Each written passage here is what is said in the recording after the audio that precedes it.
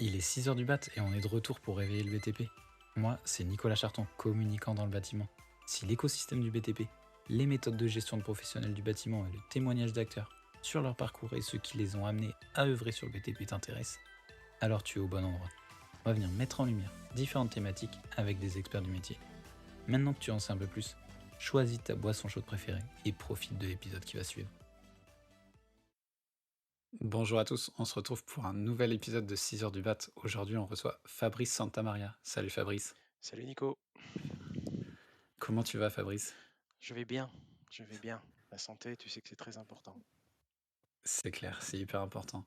Écoute, aujourd'hui, Fabrice, on est là pour parler d'une partie du BTP qu'on n'entend pas souvent, qui a l'air un peu opaque, c'est la chimie du bâtiment.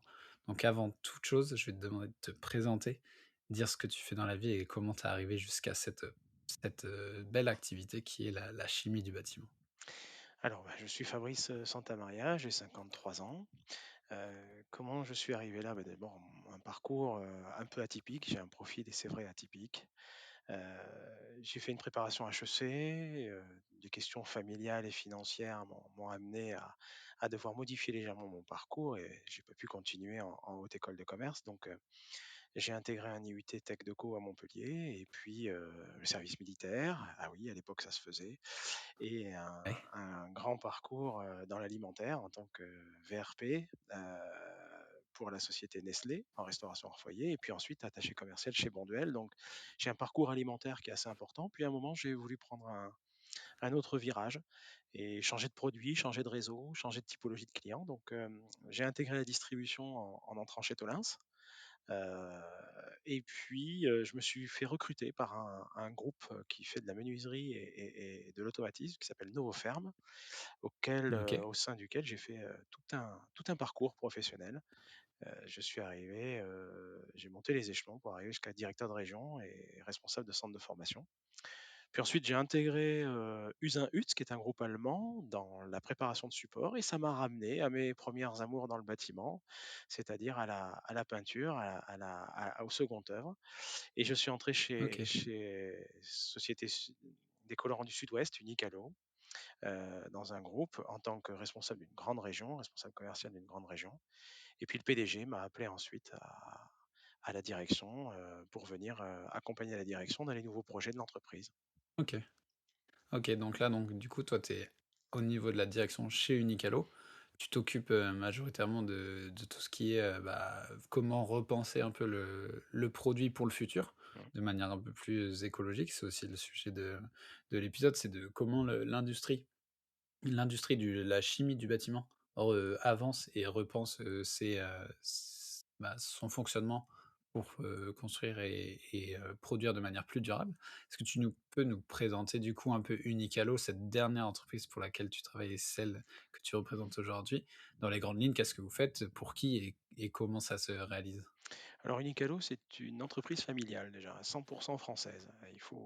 OK. C'est important de le retenir et Ouais. il y en a pas beaucoup, surtout dans ce type d'industrie et en fait, Unicalo, existe depuis 1936. Heu, on fabriquait et on vendait des badigeons, de chaux dans lequel il suffisait juste de rajouter de l'eau, d'où le terme Unicalo. C'est aussi simple que OK. ça. Ouais. C'est une, Fluide. c'est une ouais, voilà, c'est une famille qui possède, c'est la famille Pestori, hein, qui possède cette entreprise.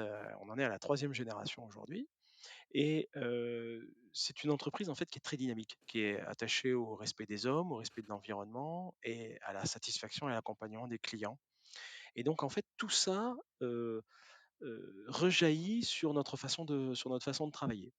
On fabrique des peintures pour le bâtiment, professionnelles, bien évidemment, des peintures professionnelles et Ouais. on a une deuxième casquette, on est également distributeur avec un réseau qui s'appelle Nuance Unicalo et qui aujourd'hui est composé, à peu près de 120 magasins, à la fin de l'année, ça fera à peu près 120 magasins en nom propre Ouais. et 125 magasins de plus qui sont soit des adhérents à notre plateforme d'achat Nuance, soit qui sont effectivement des indépendants et qui distribuent notre peinture.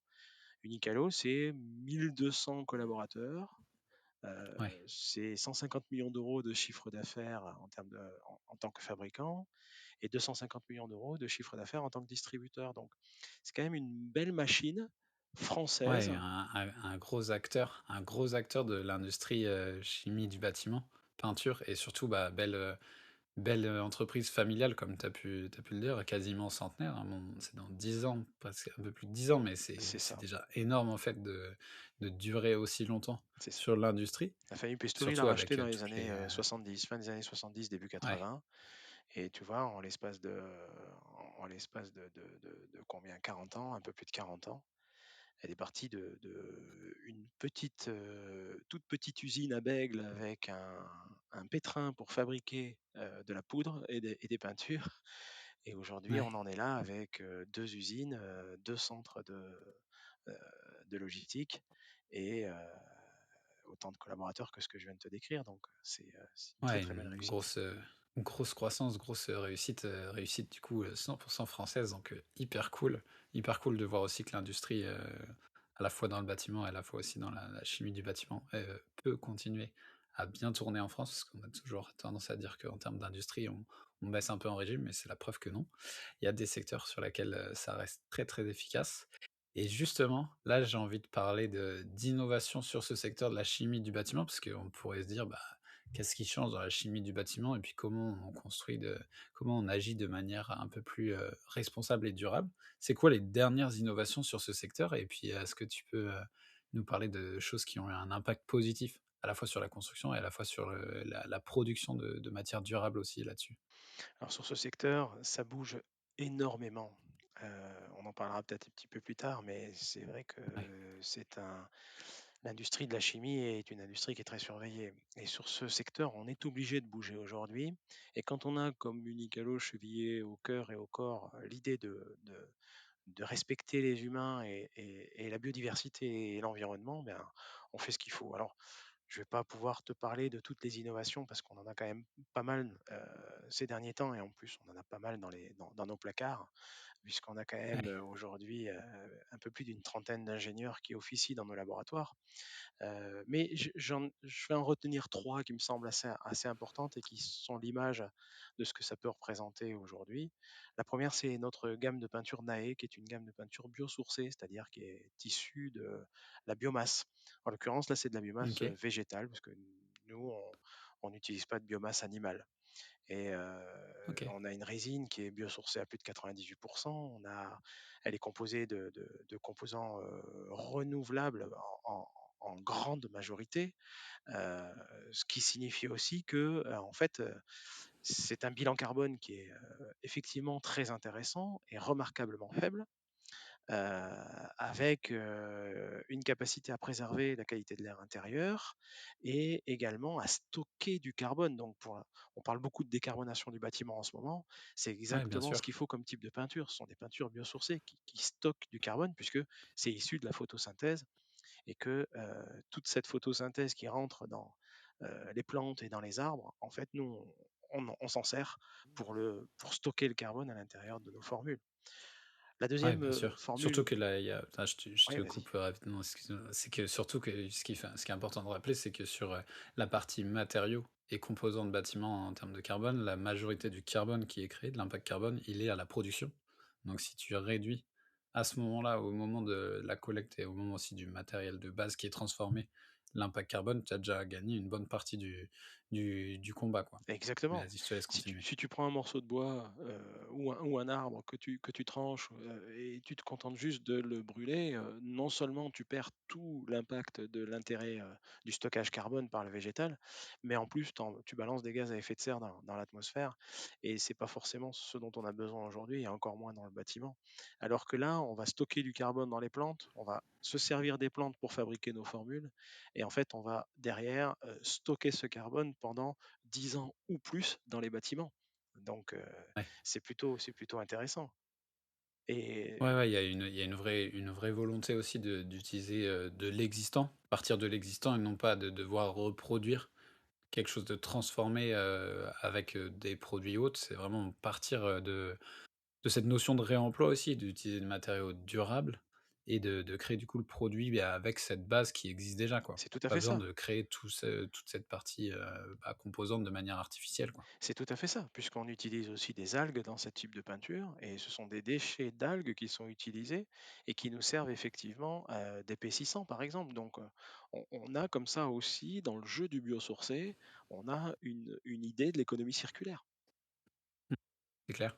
La deuxième gamme à laquelle je pense, c'est une toute nouvelle référence qu'on vient de sortir qui s'appelle Cool Term et qui est en fait une peinture pour toiture. C'est une peinture thermoréfléchissante.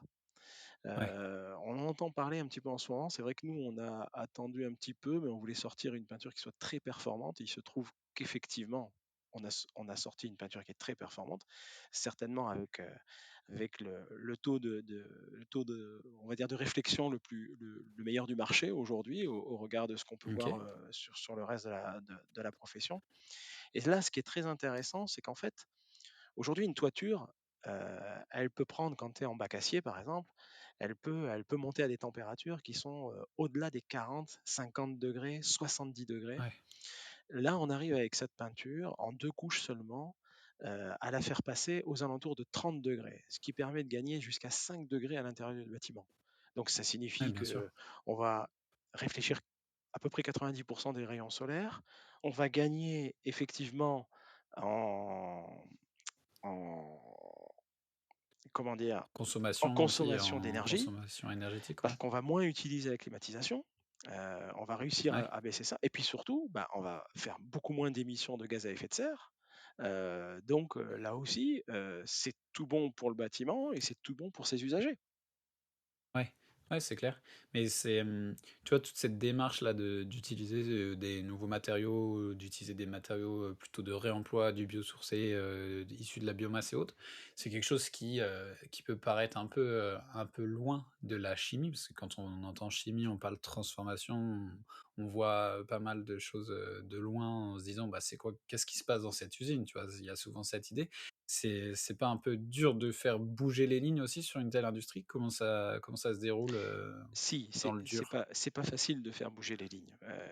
C'est ce que je disais tout à l'heure, l'industrie de la chimie et en particulier de la peinture est très, très, très surveillée, si j'ose dire, hein. Ouais, On est en permanence face à des normes, des décrets, des réglementations qui deviennent, légion et on a l'impression que plus le temps passant et plus on se rapproche finalement des problématiques, de changement climatique, plus on en a qui nous tombent sur la figure. Pourtant, nous, on a ouais. décidé de ne pas prendre ça comme des contraintes, comme des difficultés. Mmh mh. On a choisi d'en faire des opportunités. Donc, on cherche systématiquement comment on peut faire. Alors, pour avancer professionnellement, du coup, d'être le plus uni possible et d'essayer de bien analyser la situation. Ça fait partie de mon métier, puisque chez Unicalo, moi j'occupe la fonction de directeur des affaires publiques et du bâtiment durable.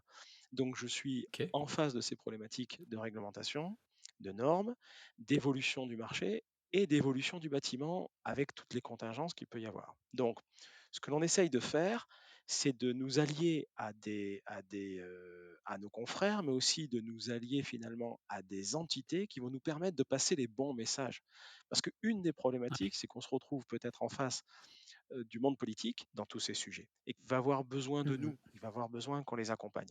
Donc on va travailler par exemple avec la FIPEC, qui est la fédération euh, des industriels de la peinture, des encres et des cols. On va travailler avec l'association de la chimie du végétal, la CDV, qui va nous permettre comme ça de passer des messages. Moi, en tant qu'administrateur de la CDV aujourd'hui, j'arrive à faire passer des messages et à massifier les forces, autant Ouais. en externe qu'en interne, pour permettre de faire évoluer la totalité de la profession.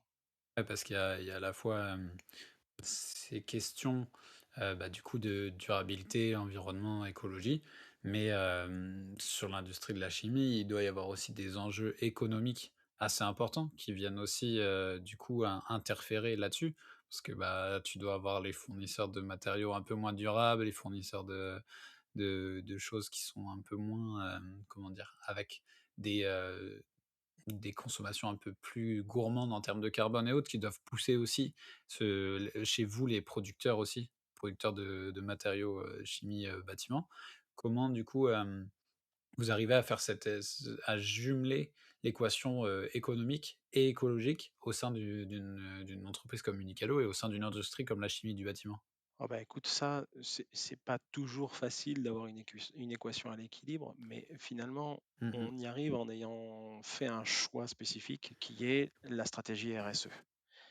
Et cette OK. stratégie RSE, donc de responsabilité sociétale environnementale, a amené l'ensemble des acheteurs de l'entreprise, il y en a quand même un certain nombre, l'ensemble des acheteurs à être formés justement à pouvoir qualifier selon des référentiels nos partenaires en termes de fourniture de marchandises, fourniture de matières premières. Et comme on a un cahier des charges qui est toujours un rapport qualité-prix, de façon à pouvoir, comme je le disais au début de notre entretien, satisfaire pleinement nos clients en termes de technicité, mais aussi en termes de positionnement marché, eh bien notre cahier des charges, il suffit de le remonter finalement comme un arbre pour se retrouver à la canopée et choisir les bonnes solutions, les bonnes matières premières et pouvoir effectivement acheter les bonnes matières premières au bon prix. Par contre, nous, on a fait un choix, c'est-à-dire qu'en fait, on ne veut pas de matières premières qui arrivent de l'autre bout de la planète. Heu, OK. c'est pour ça qu'on se retrouve aujourd'hui avec près de 80 de, nos achats qui sont soit de France, environ 40, soit, d'Europe pour les 40 restants. Ce qui arrive de loin, de plus loin, ça arrive éventuellement des États-Unis et c'est quand on n'a pas le choix. Voilà. Sinon c'est de la France ou de l'Europe. Avec toujours cette vocation de réduire l'impact carbone en amont et puis, bah, voilà sur la partie, surtout, vraiment production. Après sur le reste, bah, il y a des choses que tu peux améliorer via, bah, tout ce que tu as dit, les différentes ingénieries, les différents, recherches que vous avez en labo. Mais, bah, tu peux pas arriver à un taux, vraiment zéro. Tu peux pas aller au néant sur cette partie à impact carbone parce que du coup, il y a énormément de choses qui rentrent dans l'équation. Mais le but, c'est de toujours travailler de manière intelligente pour la réduire et faire en sorte que ça maintienne ce niveau de qualité aussi, sur vos produits, j'imagine. Mais, C'est en exactement ça, termes hein. de Tu dois à un en t moment ou à un autre considérer que nous sommes, dans l'ère de l'anthropocène et que quoi mmh mh. que soit notre action, elle va forcément avoir un impact. Donc l'idée, c'est Ouais, d'aller bien chercher sûr. le meilleur compromis. Mmh mh. Et ça, ce compromis, tu disais que tu travailles aussi en amont aussi avec la partie politique. Est-ce que, du coup, tu as, plusieurs casquettes? Tu dois aussi aller voir, bah, les politiques sur la partie normes. C'est quoi l'impact d'une norme, sur, bah, sur toute la recherche, sur toute la production d'une gamme, par exemple, sur Uniqalo? C'est quoi la dernière fois où vous avez été vraiment impacté, que ça vous a amené à repenser totalement le process? Alors la dernière fois, je souris en te disant ça, mais j'ai presque C'était envie de te dire hier. que la dernière fois, c'était hier et je pense que la prochaine sera aujourd'hui ou demain. Parce qu'en Ouais, fait, en réalité, ce qui se passe, c'est que on va se retrouver avec, un tas de substances, dont on va découvrir, une écotoxicité ou une difficulté et on a aujourd'hui quand même une très grosse partie de nos techniciens qui passent leur temps à longueur de journée à retravailler les formules de façon à préserver effectivement la santé des applicateurs, mais aussi à rentrer dans le cadre de ce que je t'ai décrit pour l'entreprise Unicalo, c'est-à-dire le respect euh, de notre planète et le respect aussi de la qualité produit au bon prix. Donc en fait, c'est tous les jours qu'on a un impact. Alors, ça peut aller loin, hein. Ça peut aller mmh, jusqu'à devoir arrêter une gamme, par exemple, ou devoir ouais, arrêter une solution. On avait une solution qui s'appelait le COB, qui était un sachet plastique, en fait, un peu thermoformé, que l'on mettait dans certains de nos bidons. On utilise, nous, que des bidons en fer, parce que c'est recyclable plus facilement que le plastique. Et donc, OK. on avait un cob qu'on mettait dans ces bidons en fer parce que ça permettait de récupérer les bidons en fer propres et de pouvoir plus facilement finalement les recycler et les traiter. Eh bien, la dernière loi sur le plastique à usage unique, notamment Ouais. au travers de la loi AGEC, eh ben, nous a exiger finalement quelque part qu'on arrête cette solution, qui était une solution excellente pendant un certain temps, mais c'est vrai qu'aujourd'hui, il faut qu'on arrive à diminuer beaucoup plus le plastique que ce que l'on fait aujourd'hui, autant dans nos métiers que dans la totalité de l'industrie et du bâtiment. Donc on se plie à cela et on essaie d'en faire une opportunité pour travailler différemment.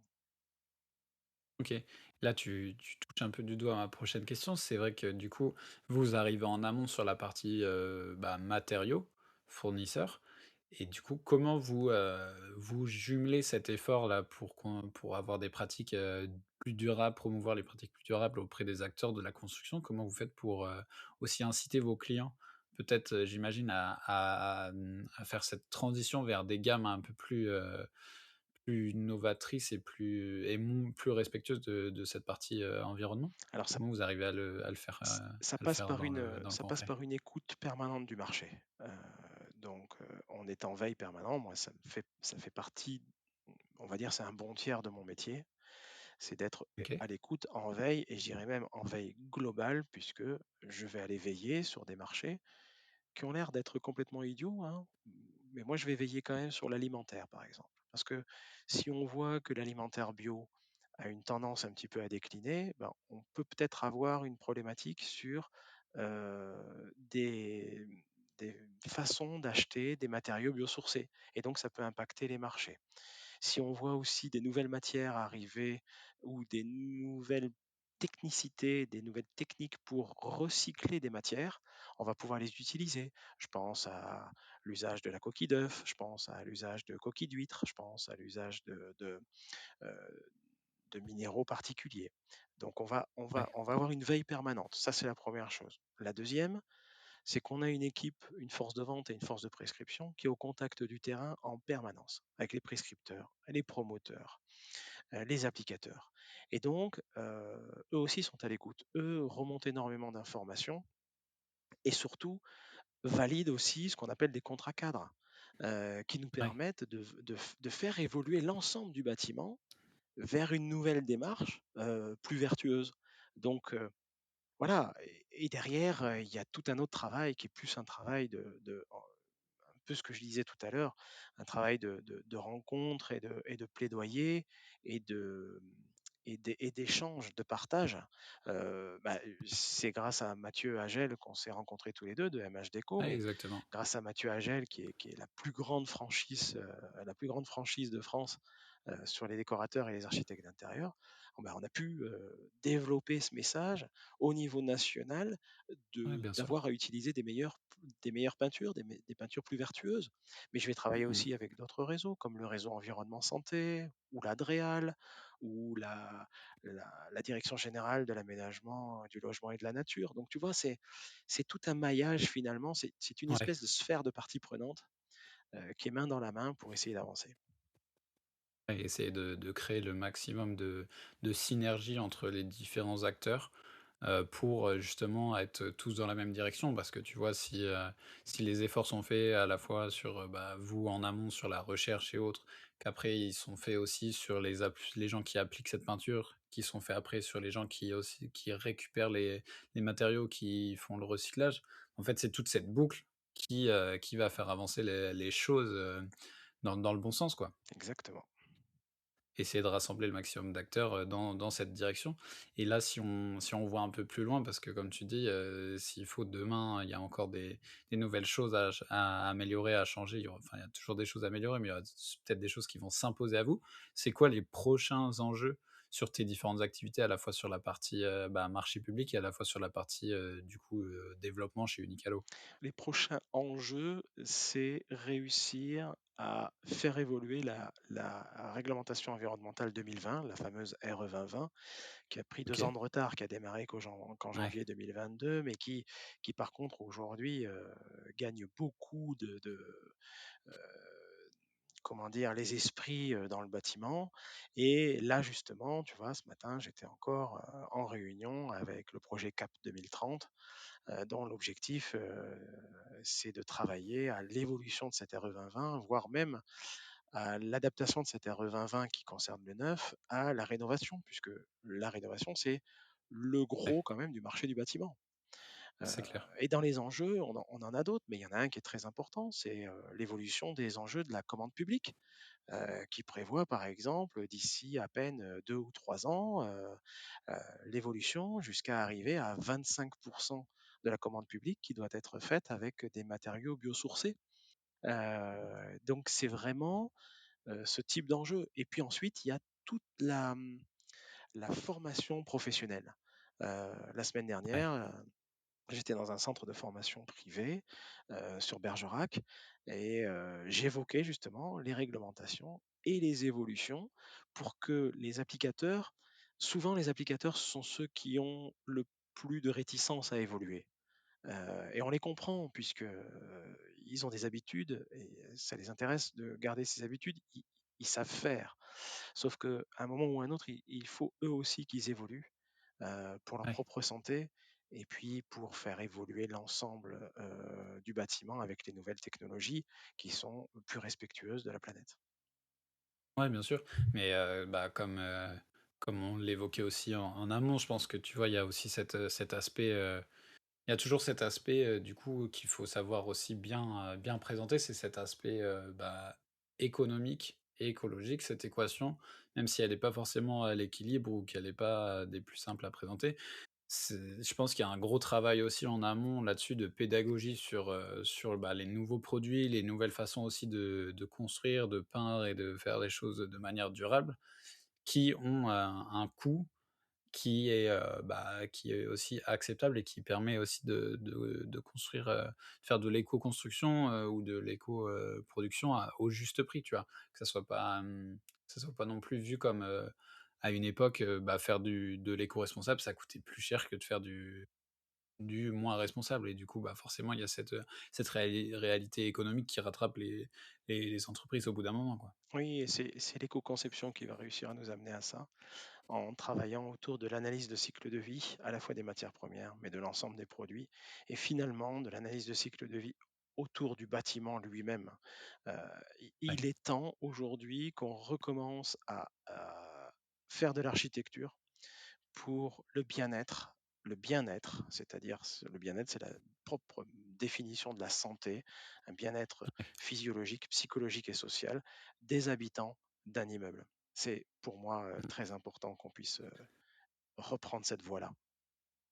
Ouais, c'est clair, bah, c'est un peu le cœur du sujet, quoi. C'est d'avoir toujours cette réflexion en globalité, quoi. Pas penser juste à un seul petit aspect, mais voir vraiment assez loin pour pas justement être, amené à avoir des blocages tout au long du process, que tu as à faire de l'éco-conception, que tout le monde soit dans la même dynamique et que ça soit impactant à grande échelle, quoi. C'est Exactement. les petites actions cumulées qui font que tu arrives à faire vraiment bouger les lignes. Il va me rester une dernière question pour clôturer cet épisode, Fabrice. C'est si t'avais toi, une personne que tu aimerais voir venir réveiller le BTP ici, qui ça serait? Parce que du coup, tu dois en rencontrer pas mal et tu dois avoir des idées de gens qui ont ce profil pour réveiller le BTP aussi. Alors écoute, j'en rencontre effectivement pas mal, mais je pense à une personne en particulier, qui est en plus un ami, et qui s'appelle Éric Deroutot. Éric Deroutot, c'est le directeur général associé de la société Grise, qui est une société bordelaise, qui agit OK, sur, tout le Grand Sud-Ouest et un petit peu ailleurs maintenant en France d'ailleurs, et il commence à s'étendre un peu. C'est un acteur un peu comme moi, avec, comment dire? Un profil un peu atypique dans son développement, mais je le laisserai te le détailler. trop Mais bien. tu verras qu'il a une vision assez particulière et ce qui est très intéressant, c'est que lui, il touche, à la qualité de l'air intérieur en général, Ouais, qui est un sujet très important, hein, là, c'est capital. Sauf qu'il arrive à faire toucher ce sujet avec la qualité de l'air extérieur, l'eau et l'énergie et OK. je crois que là, on est quelque part un peu dans le bâtiment. On est devant une bombe un peu à retardement si on ne fait pas attention dans les années qui viennent. Je suis convaincu qu'Eric est une bonne personne pour réveiller le bâtiment avec 6 heures du mat. Trop cool. Bah, écoute, merci pour cette, recommandation. Bien sûr, on ira le contacter. On ira contacter Eric là pour voir à quel moment on peut avoir son éclairage là-dessus. Écoute, Fabrice, c'était un plaisir d'enregistrer avec toi, de réveiller le BTP sur, une industrie, l'industrie de la chimie du bâtiment, qui n'était pas forcément celle qu'on entendait le plus, mais qui du coup travaille dans l'ombre, travaille aussi avec pas mal d'acteurs pour faire bouger les choses. Et j'espère que tu as passé un bon moment pendant cet enregistrement et puis que voilà, ça t'a plu de réveiller le BTP avec moi. Un excellent moment, Nicolas. Je te remercie encore pour tout ce que tu fais. Je pense que c'est primordial pour notre profession. On se retrouve très vite pour réveiller de nouveau le BTP. Si tu es arrivé jusqu'ici, merci beaucoup. C'était encore une bien belle occasion de réveiller le BTP.